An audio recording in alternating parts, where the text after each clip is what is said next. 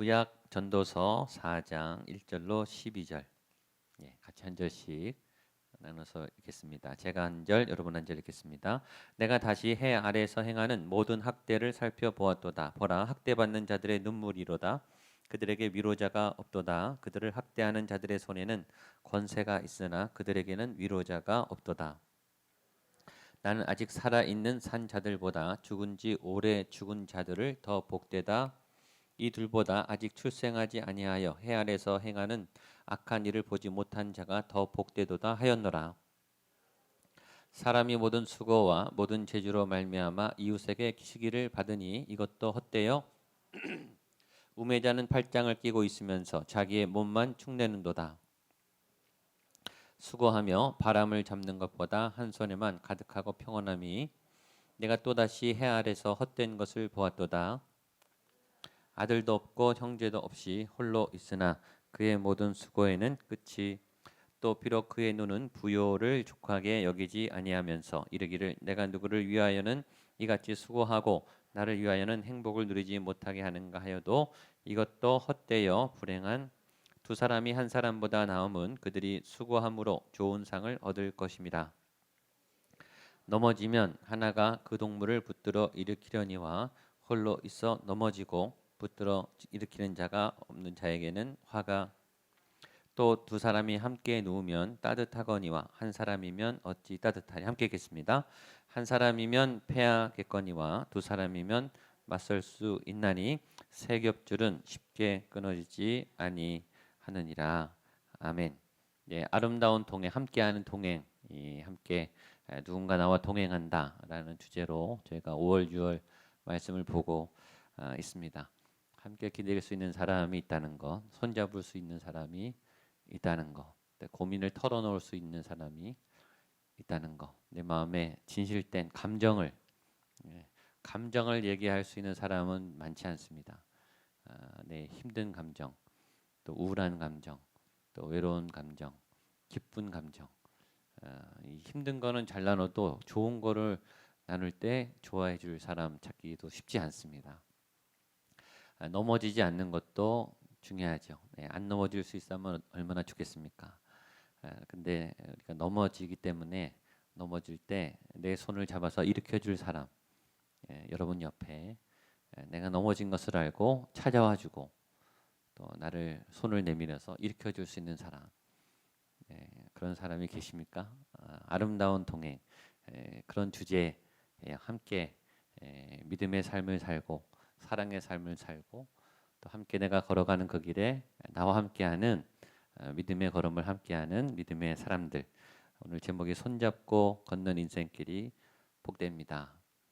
여러분 옆에 누군가 있는가를 잘 살펴보시고 또 나는 누구 옆에 있어서 누구를 그렇게 이끌어줄 수 있는가를 잘 돌아보시고 하나님 주신 여러분의 가족들과 여러분의 믿음의 동역자들의 소중함을 또 마음에 새기시고요. 또 그런 분들이 더 많이 생겨나고 또 여러분 옆에 많이 그런 가족들이 생겨나는 믿음의 은혜가 오늘 예배를 통해서 말씀을 통해서 일어나게 되기를 주님의 이름으로 축복합니다.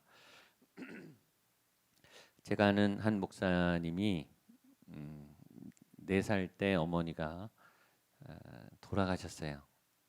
그러니까 그 어머니 나이를 추적해 보니까 32살 때 죽으신 거예요. 32살이면 지금 청년 나이죠. 너무 연약하고 어리고 경험이 없는 그런 엄마인데 아이도 4살 때 엄마를 잃어버린 거죠. 원래 이 본가에서 공주처럼 귀여움을 받다가 그 목사님 아버지랑 10살 차이가 나는 결혼을 하셨고 그 시아버지가 굉장히 폭력적인 굉장히 난폭하신 아버지였고 그 어머니는 욕쟁이 할머니였대요. 그러니까 굉장히 폭언과 폭행이 많았던 그런 가정에 공주처럼 살다가 이제 시집을 오신 거죠. 그리고 몇 년을 사시다가 스트레스를 너무 많이 받아서 32살에 돌아가신 그 어머니의 아들이었어요. 그 목사님이. 그것만 해도 굉장히 충격적이고 비참한데 아버지가 3번 재혼을 하고 아버지는 고2 때 또 만성성 폐렴으로 돌아가셨어요. 그러니까 그 목사님이 장남이고 동생이 셋이에요. 그러니까 이제 고2 때 고아가 된 거죠. 아무 기반이 없는. 그리고 더 놀라운 거는 이분이 19살 때 막내 동생이 또 자살한 거예요. 그러니까 그 상처를 말할 수가 없죠. 그분 얘기를 듣다 보면 막 가슴이 막 답답해지고 어떻게 이런 삶을 사시는가.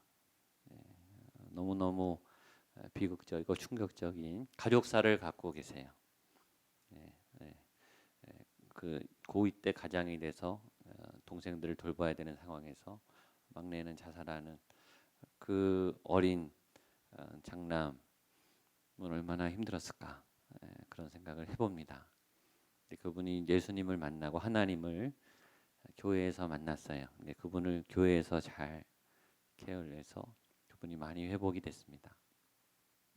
또 지금 찬양 사역을 하세요. 그분의 찬양 안에는 늘 회복이 있고 늘 눈물이 있어요. 그러니까 그분이 찬양하면 그분의 목소리 안에도 이 고통이 담겨 있기 때문에 그 성도들의 마음을 터치해요. 그분이 굉장히 고통스러운 밑바닥 경험을 했기 때문에 그리고 회복됐기 때문에 지금도 회복 중에 있죠. 다 회복되지는 아마 안 하겠죠.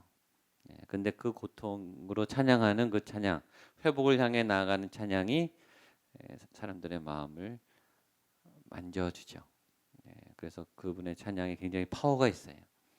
치유가 있는 그런 찬양에 사역하고 있는 그런 목사님을 알고 있습니다. 우리에게는 다 엄마가 필요해요. 엄마의 자리가 없는 것처럼 불행한 사람은 없습니다.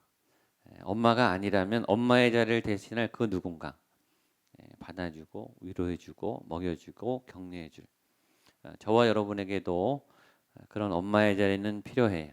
나를 믿어주고 무조건 내 편이 돼주고 또 나에게 잘했다고 칭찬해주고 얼마나 힘들었냐고 격려해주고 여러분에게 얼마나 힘들었냐고 얘기해주는 분이 있습니까? 무조건 내 편이 되어주는 분이 있습니까? 그런 분이 하나님이세요. 그런 분이 예수님이세요. 오늘 예배할 때 너 참 잘했다. 너 참 애썼다. 나는 네 편이다. 나는 너를 응원한다. 너가 힘든 거를 내가 알고 있다. 그러나 힘을 내라. 용기를 내라. 네 옆에 내가 있어줄게. 그런 분이 예수님이시죠. 하나님이 우리를 지으실 때 우리에게 만남의 존재로 관계의 존재로 절대 혼자 살 수 없도록 우리 자체가 그렇게 지어졌습니다. 인간은 외로우면 안 되는 외로움을 견디지 못하는 외로움도 굉장히 중요해요. 외로움도 잘 극복해야 되죠. 외로움하고도 좋은 친구가 되는 것은 굉장히 중요해요. 어차피 인간은 외로운 존재. 그럼에도 우리를 외롭지만 관계의 존재로 만남의 존재로 지으셨어요. 절대 혼자 다 할 수 없도록 완벽하지 않도록 만나서 연합을 해야 완벽하도록 둘이 한 몸을 이루고 가정을 이루고 누군가의 도움이 돼서 내 삶이 다른 사람의 삶에 엉켜 들어가서 이것이 연합이 돼야 아름다운 공동체를 이루도록 공동체적 존재로 지으셨어요. 이게 우리의 존재 형태입니다. 하나님도 그러시고 하나님도 삼위가 하나가 되시는 세 분이 하나가 연합하시는 공동체로 존재하시고 인간도 절대 혼자서 살 수 없는 공동체의 존재로 지으셨어요. 그 프로세스가 사랑이죠. 사랑이라고 하는 연합으로 서로를 묶어 주셨습니다. 타락하기 전에도 그랬어요. 근데 타락한 이후에는 이게 더 중요한 것 같아요. 왜냐하면 이 세상은 결코 혼자 살기에는 너무 위험한, 너무 험난한. 아까 말했지만 엄마가 돌아가시고 아버지가 돌아가시는 이 고아는 얼마나 불쌍합니까? 이 세상에 혼자 버려진 거 아니에요. 그리고 그 많은 짐을 떠 안아야 되는 그 무거운 짐이 평생 그분의 어깨에 있는 거 아니에요. 그렇죠? 우리의 어깨에 그런 짐들이 있죠. 우리가 사는 세상은 위험해요.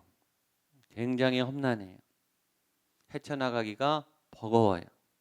나 혼자 할 수 있을 것 같은데 할 수 없는 그런 상황을 아무 때나 만나게 됩니다. 때로는 정말 도망가고 싶어요. 엄마 자리를 사표내고 싶은 아마 경험이 있을지 모르겠습니다. 나 안 할래. 나 이거 안 해. 도망가도 갈 데도 없죠. 가고 싶어도 막 도망치고 싶은. 그래서 더 화가 나요.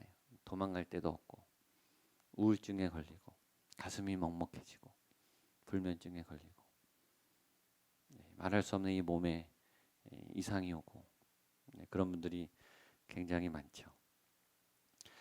그렇게 힘든 일을 하다가 이것이 하나님의 도움의 길을 열려서 도움을 받으면 좋은데 좋은 만남을 겪어서 이게 회복이 되면 좋은데 오히려 그 위기 상황이 우리를 더 삐뚤고 가게 해요. 더 위험한 상황으로 노출하게 해서 더 위험하게 만들죠. 지난주 큐티에 그 내용이 나왔죠. 이 유다를 아람과 북이스라엘이 침공합니다. 또 북이스라엘 자기 형제 나라가 자기를 침범했어요.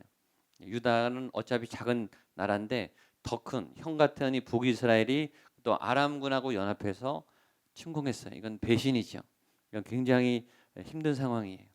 그 아하스가 근데 이 위기를 모면하기 위해서 하나님께 기도해야 되는데 하나님께 기도하지 않고 아수르에게 딱 붙었어요. 아수르에게 도움을 청해요.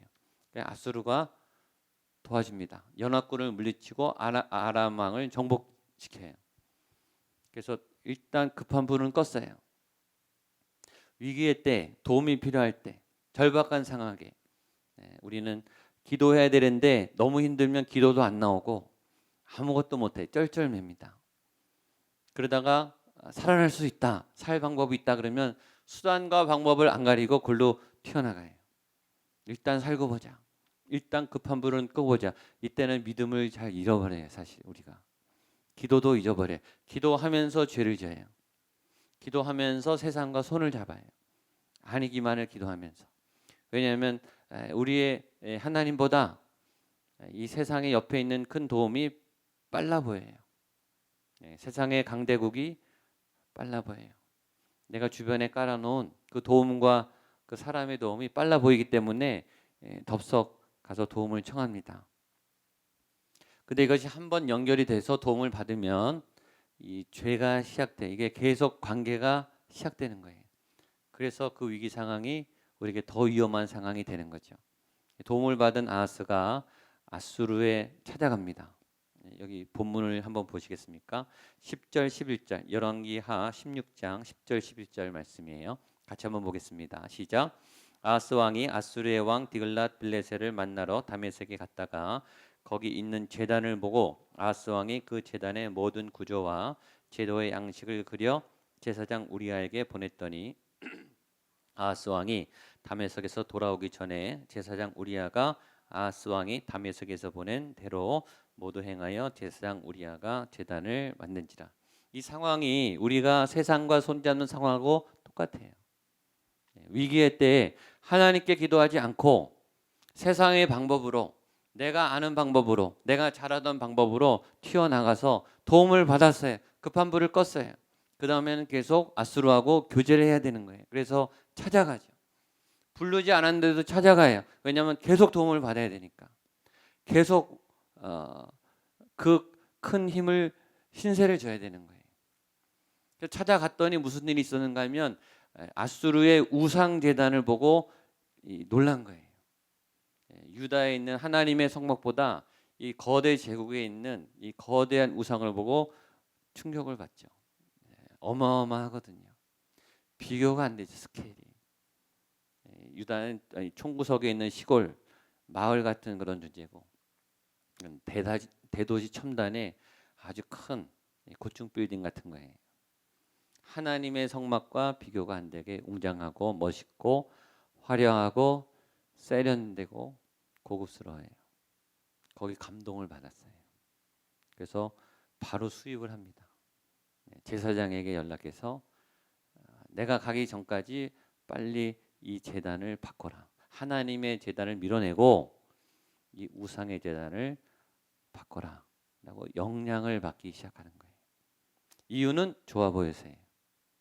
도움이 되기 때문에. 이런 거죠. 내가 믿는 하나님은 유다밖에 못하는데 이 아수르의 신은 이 제국을 만들었거든요. 그러니까 그 신이 더 위대해 보이는 거예요.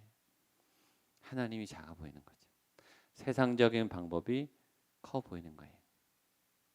우리 주변에 그렇게 우리의 눈을 멀게 하고 마음을 빼앗기는 그런 현상들이 굉장히 많죠. 그래서 문화를 따라가기 시작해요. 지난주에 계속 얘기했어요. 우상은 문화를 타고 와요.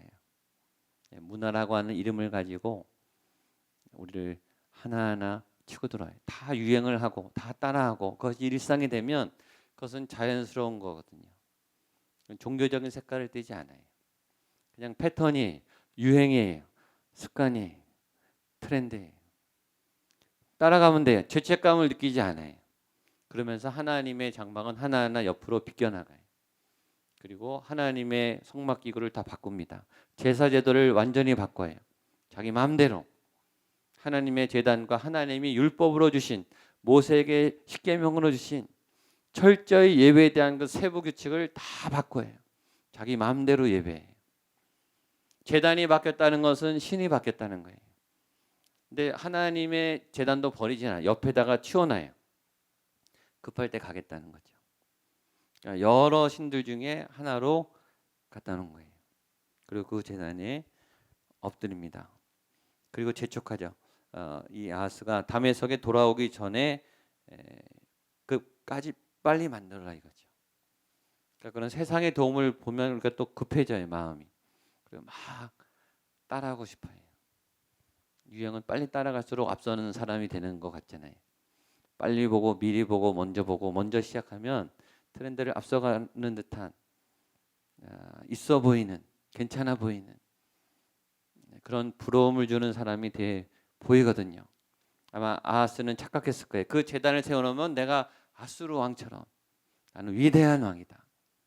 제단이 바뀌었기 때문에 나는 위대한 제국의 왕 같은 착각을 일으켰어요. 그래서 문화는 그런 신두름을 주죠. 내가 마치 그 사람이 된 것처럼, 그 스타가 된 것처럼, 그 CEO가 된 것처럼, 그런 리더가 된 것처럼 그런 좋은 마음을 우리에게 환타지를 줘서 따라가게, 그래서 습관을 따라가게 하는 거죠. 그게 세상적인 방법이에요. 그렇게 물기 시작하면 이제 아수르가 이번 주 본문 아시겠지만 아수르가 먹으려고 쳐들어오잖아요. 잡아먹으려고 쳐들어와요. 그렇게 따라 들어가다 보면 어느새 본색이 드러나고 힘들어져요. 더 힘들어집니다. 위기는 모면할 수 있을지 몰라요. 순간은 피해갈 수 있을지 몰라요. 그러나 시간이 지나면 더 힘들어지는 상황이 생기는 거죠. 그 역사가 지금 우리가 있는 이 세속의 역사이죠. 그렇게 역사가 지금 이렇게 흘러 왔습니다. 그래서 우리는 위기를 맞고 있어요. 하나님께서 지으신 창조의 원리대로 살지 못하고 우리는 지금 세속적인 방법과 하나님의 방법이 얽혀서 이렇게 힘들어하고 있습니다. 그래서 이번 달 주제인 그 따뜻한 동행이 아름다운 동행이 필요한 이유예요. 오늘 성경에서 말하지만 그렇기 때문에 다시 진실한 만남, 진실한 동행, 행복한 동행, 더 힘들어졌기 때문에, 더 외롭기 때문에, 더 아프기 때문에 우리는 우리의 손을 붙잡을 수 있는 믿음의 사람이 필요하죠. 여러분이 그런 동행자들을 만나게 되기를 축복합니다. 내가 손을 잡을 수 있는, 기도 부탁할 수 있는, 마음을 나눌 수 있는. 왜냐면 오늘 본문의 시작이 세상이 이렇게 망가졌다. 그래서 여기 사는 사람들은 이렇게 힘들다라고 시작하기 때문입니다. 우리 1절 말씀 같이 한번 읽어보겠습니다. 1절입니다. 시작. 내가 다시 해 아래에서 행하는 모든 학대를 살펴보았도다. 보라 학대받는 자들의 눈물이로다. 그들에게 위로가 없도다. 그들을 학대하는 자들의 손에는 권세가 있으나 그들에게는 위로자가 없도다. 이 전도자가 세상을 봤더니 세상에는 학대로 가득하다라는 거예요. 폭력으로 가득하다. 사람의 인격을 전혀 생각하지 않는 학대가 그거죠. 비인격적인 거죠.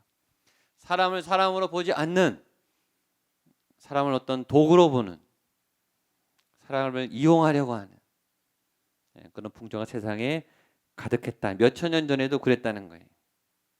학대의 원인 중에 하나는 분노예요. 현대인들은 분노가 가득해요. 화가 잔뜩 나 있어요. 가족들도 화가 다 나 있어요. 아빠도 화가 나 있고 엄마도 화가 나 있고 아이들도 다 화가 나 있어요. 벼르고 있어요. 걸리기만 해봐라. 만만한 데서 터지는 거죠. 힘센 사람에게는 표현도 못해요. 도망가고 있다가 이제 만만한 대상, 내가 오늘 기분 나쁜데 하나 걸려라 그러면 이제 터지는 거죠. 충돌이 일어나죠. 학대, 분노가 많기 때문에. 분노가 많다는 것은 우리의 삶에 굉장한 좌절이 많다는 거죠. 계속 꺾이는 거예요. 실망을 하게 되고 우리를 누르고 꽉 조여 사는, 우리가 자유할 수 없는 어떤 상황이 계속 많이 생겼다는 거죠. 학대자도 사실은 상처가 많은 사람이, 그 사람 안에도 분노가 많기 때문에 학대를 하는 거죠. 그 사람도 불쌍한 사람이에요. 사실은 그 사람이 그렇게 표현할 수밖에 없는, 그 사람도 당할 만큼 당한 사람이에요. 그 사람도 여유가 없어요. 지금 화를 낸다는 것은 내가 여유가 없다는 거예요. 화를 낸다는 것은 나도 지금 힘들다는 거죠. 그 사람은 권세가 있지만, 그 사람은 나에게 화를 낼 만한 위치에 있지만 그 사람도 온전하지 못한 사람이죠. 그리고 학대를 당한 사람은 학대가 전염이 돼요. 그래서 나도 학대를 당하지 않기 위해서 그래서 열심히 살아요. 많은 현대인들은 그래서 열심히 살아요. 당하지 않으려고. 더 당하기 싫어서.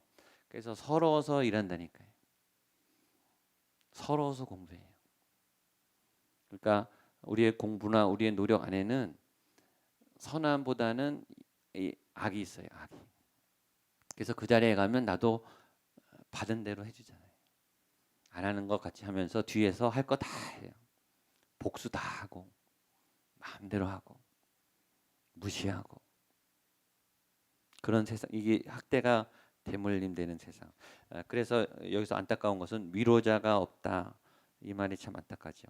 그들에게 위로자가 없다. 화난 사람은 많아요.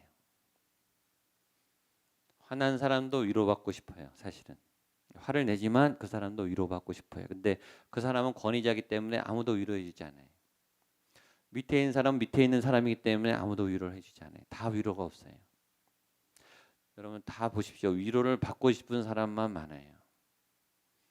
위로해 주겠다는 사람은 별로 없어요. 여러분 주변에 위로를 해줘야 될 사람은 많은데 여러분을 위로해 줄 분은 별로 없어요. 위로는 마음을 만지는 거거든요. 위로는 공감이 돼야 위로가 돼요. 위로는 누군가가 내 삶의 영역에 들어와서 내 삶이 건드려져야 위로가 돼요. 립 서비스는 위로가 안 돼요. 이사했지만 마음이 만져져야 위로가 되는 거예요. 내 상황을 충분히 이해하고 내 감정을 함께 할 수 있는 사람만 내 자리에 와서 위로가 되는 거예요. 근데 다 화가 나 있고 다 위로가 필요하기 때문에 같이 있는데 서로 위로가 안 돼요. 위로받겠다고 서로 와 앉아 있는데 서로 위로해 달라고, 왜 위로를 안 해주냐고 화만 내고 있어요. 교회 안에도 말이죠. 위로의 설교하면 그래 다 내가 위로받아 이렇게만 적용을 해. 내가 누구 위로해 줘야 되겠다 이런 마음은 안 들어요. 왜냐하면 내가 힘들거든요. 지금 내가 배고픈데 뭐 다른 배고픈 사람은 안 보여요. 내가 여유가 있어야 다른 사람 돕는 거죠. 위로가 없다. 이게 솔로몬이 내린 결론입니다. 함께 될 사람들이 다 아파서 다 널브러져 있어요. 다 이렇게 웅크리고 있어요. 겁내고 있어요. 또 학대당할까 봐. 또 두드려 맞을까 봐. 긴장하는 거죠. 그러니까 아침에 일어나면서부터 긴장해. 안 혼나려고. 안 두드려 맞으려고. 안 싸우고 싶어서. 그래서 조심해요. 웅크려요. 긴장해요. 교회 안에서도 긴장해요. 안 혼나려고. 안 부딪히려고. 가급적. 부딪히면 힘들거든요. 그래서 그런 세상에 사는 사람들은 어떤 생각을 하는가? 거기서 이제 더 발전하는 거예요. 2절 3절입니다. 시작. 그러므로 나는 아직 살아있는 산 자들보다 죽은 지 오랜 죽은 자들을 더 복되다 하였으며 이 둘보다 아직 출생하지 아니하며 해 아래서 행하는 악한 일을 보지 못한 자가 더 복되도다 하였노라. 그래서 사람들이 죽음을 생각하는 거예요. 죽음을. 건강한 사람은 죽음을 생각하지 않아요. 근데 힘든 분들은 죽음을 자꾸 생각해요. 죽음을 생각하는 시간이 빨라요. 잦아요. 그리고 오래 머물러요. 죽음을 묵상해요. 그 안에 들어가는 거죠. 차라리 죽었으면 좋겠다. 죽는 게 더 낫다. 자살이 많아지죠. 현대인들이. 자살이 점점 증가해요. 자살하지 않아도 자살을 상상하는 사람들이 많아졌어요. 죽음을 동경해요. 차라리 죽었으면 좋겠다. 차라리 미쳤으면 좋겠다. 내가 정신이 온전한 대로 살 수가 없어요. 맨정신으로 살 수가 없어. 그게 분열이죠. 분열은 도피하는 거예요.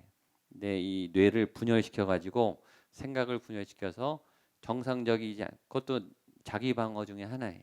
나 스스로 이 미칠 것 같던 세상에서 살아남을 수 없기 때문에 나 자체를 분열시켜서 도망가는 거죠. 그럼 공상으로라도 그 세계에 들어갈 수 있기 때문에 분열이에요. 근데 거기서 끝나지 아니라 이 전도자는 한술 더 떠서 죽는 것보다 더 좋은 거는 아예 태어나지 않은 거다. 아예 안 태어난 게 더 복되다. 차라리 이 세상에 태어나지나 말 걸. 어머니 왜 날 낳으셨나요? 이런 거죠. 태어나는 게 좋으세요? 안 태어났으면 좋으시겠어요? 그러니까 태어난 게 복된 거죠, 사실은. 이 놀라운 세상을 본다는 것은 사실은 감사하죠. 하나님은 우리에게 놀라고 감사하고 기쁘고 행복하게 살라고 이 어마어마한 대자연을 우리를 위해서 창조하셨어요. 우리 보여주려고. 하나님은 봐도 물론 하나님도 좋으시죠. 우리에게 더 감동이 있잖아요. 우리를 위해서 지으신 거예요. 우리는 이 세상에 하나님의 창조 목적과는 정반대로 차라리 죽었으면 좋겠다. 아니 태어나지 않았으면 좋겠다. 내가 왜 태어났나? 욥이 말하듯이 자기가 태어난 날을 저주하고 생일을 저주했어요. 욥이 얼마나 힘든지. 그러니까 얼마나 힘들면 이렇게 써요. 얼마나 고통이 극에 달했으면 자기가 태어난 것을 후회하겠냐고요. 근데 많은 이 세상의 사람들이 이 솔로몬이 보니까 인생이 그렇게 살더라 이거예요. 지금뿐만 아니라 몇천 년 전에도 사람들이 죽지 못해 사는, 죽으려고 사는, 죽을 만큼 힘들게 사는 그런 고통의 사람들로 가득했더라. 또 보겠습니다. 더 있어요. 4절, 5절, 6절입니다. 시작. 내가 또 본즉 사람이 모든 수고와 모든 재주로 말미암아 이웃에게 시기를 받으니 이것도 헛되어 바람을 잡는 것이로다. 우매자는 팔짱을 끼고 있으면서 자기의 몸만 축내는도다. 두 손에 가득하고 수고하며 바람을 잡는 것보다 한 손에만 가득하고 평온함이 더 나으니라. 여기 보면 사람들이 그렇게 열심히 사는 이유 중에 하나는 분노와 원한이지만 또 하나는 시기예요. 시기. 세상은 시기로 가득하다. 특별히 내가 수고하고 재주로 말미암아 내가 뛰어난 것을, 내가 성공한 것을, 내가 잘하는 것을 이웃에게 시기를 받으니 내가 잘 돼도 안심이 안 돼 요새는. 그래서 내가 성공해도 미안해요. 성공 기쁨을 얘기할 수가 없어요. 수능을 본다면 합격한다고 얘기하면 안 된다고 하더라고요. 절대 그 얘기하면 안 된대. 떨어진 가정이 더 많으니까. 안타깝죠. 떨어져야 되는 상황. 내가 잘된 것을 진심으로 기뻐해주는, 내가 좋아진 것을 진심으로 축하해주는 그런 사람들이 많지 않다. 사람들은 왜 이렇게 열심히 사는가? 시기 때문에. 알프레드 애들러가 발견한 거죠. 사람에게는 열등감이라는 게 있다. 컴플렉스라는 말을 처음 썼어요. 애들러가. 그리고 그 열등감은 더 좋아지려고 하는, 더 나은 세계로 나가려고 하는 인간의 원동력이 된다는 열등감을 좋게 해석했죠. 우리의 이 열등 의식이, 우리의 이 부족한 면이 더 나아지려고 하는 에너지를 줘서 우리를 달려가게 한다. 근데 이것이 지나치면 시기와 질투와 경쟁심이 되죠. 지금 특별히 세계적으로 한국에 제일 많은 경쟁심. 경쟁을 붙이는, 경쟁을 붙이면 효율이 빨라집니다. 능력이 극대화돼요. 그러나 마음은 지옥이죠. 지지 않기 위해서 하는, 이것이 모든 곳에 다 들어있어요. 공부를 하는 것도, 교제를 하는 것도, 또 사역을 하는 것도, 섬기는 것도 경쟁이 됐어요. 내가 다 잘 섬기고 싶어서, 하나님 앞에 내가 더 칭찬받고 싶어서. 일단 내가 은혜를 받아야 다른 사람 은혜 받은 게 좋아요. 나는 은혜 못 받는데 다른 사람 은혜 받으면요 막 화가 나요. 믿음도 경쟁을 하죠. 우리 사역팀이 일단 잘 돼야 다른 사역팀 잘 돼야 축복이 나오죠. 우리 사역은 엉망인데 다른 사역은 막 잘 돼요. 그러면 화가 나요. 경쟁심, 시기심. 나만 당할 수는 없다. 나만 망할 수는 없다. 망할 거면 같이 망하자. 나는 죽어도 너는 잘 되라 이러면 참 좋은데 그렇지 않다라는 거예요. 모든 수고와 모든 재주로 말미암아 이웃에게 시기를 받으니 이것도 헛되어 바람잡는 것이라다. 이게 얼마나 힘드냐 이거죠. 하나만 더 보겠습니다. 7절 8절입니다. 시작. 내가 또다시 해 아래서 헛된 것을 보았도다. 어떤 사람들은 아들도 없고 형제도 없이 홀로 있으나 그의 모든 수고에는 끝이 없도다. 또 비록 그의 눈은 부요를 족하게 여기지 아니하면서 이르기를 내가 누구를 위하여는 이같이 수고하고 나를 위하여는 행복을 누리지 못하게 하는가 하여도 이것도 헛되어 불행한 노고로다. 솔로몬이 점점 결론을 내려요. 내가 또 하나 바라봤는데 그것은 사람들이 어떤 사람은 아들도 없고 형제도 없고 홀로 있으나 이렇게 힘든 지옥 같은 세상에서 사람들을 봤더니 다 혼자 있다는 거예요. 이 솔로몬이 결론이에요. 이 사람들이 다 힘들고 아픈데 하나님의 원래 목적으로 함께해야 하나님 만나라고 주셨잖아요. 만나. 가족을 주시고 교회는 가족의 확대예요. 원래 교회 공동체는 가족 공동체. 초대교회 보세요. 사도행전은 가족 같잖아요. 그러니까 사람들은 이렇게 만남을 갖고 함께하고 어울리고 교제하고 교류하도록 지음받았는데 이렇게 힘든 세상을 살면서 사람들 보니까 다 혼자 살더라. 이 결론이에요. 혼자 사는데 어떻게 살았냐면 수고의 끝이 없이 혼자 살더라. 다 지치게 혼자 산다는 거예요. 지치게. 딱 우리 아닙니까? 다 열심히 사는데 혼자 열심히 사는데 다 지쳐 있다는 거예요. 솔로몬이 아주 정확하게 보죠. 제가 그저께 어저께 아침에 식당에 아침에 식사하러 갔는데 아침에 해서 그런지 모르지만 6테이블에 사람이 앉았는데요. 둘이 밥 먹는 사람은 저희밖에 없었어요. 그게 우리 장로님하고 식사했는데 다른 교회 다 혼자 밥 먹더라고요. 갈수록 혼자 밥 먹는 분이 많아져요. 아빠도 혼자 밥 먹고 엄마도 혼자 밥 먹고 아이들은 학원 옆에서 혼자 밥 먹고 그렇게 부둥지 않고 살아야 될 사람들이 그래도 살까 말까 한데 다 혼자서 그러면서 열심히 수고하면서 피곤하면서 근데 그 수고는 끝도 없도다. 왜냐하면 혼자 사니까 내가 다 해야 되잖아요. 내가 다 책임져야 되고 혼자 살면 편한데 힘들어요. 내가 다 해야 돼요. 일을 좀 분담해서 함께하면 좋은데 그렇지 않은 이 절망적인 세상을 보면서 솔로몬이 탄식합니다. 홀로 있는 분주히 열심히 정신없이 지쳐있는 사람들 그 사람에게 이제 마지막 솔로몬이 당부하는 거예요. 이 9절로 12절 말씀을 여러분에게 큰 위로가 되시길 축복합니다. 같이 보겠습니다. 시작.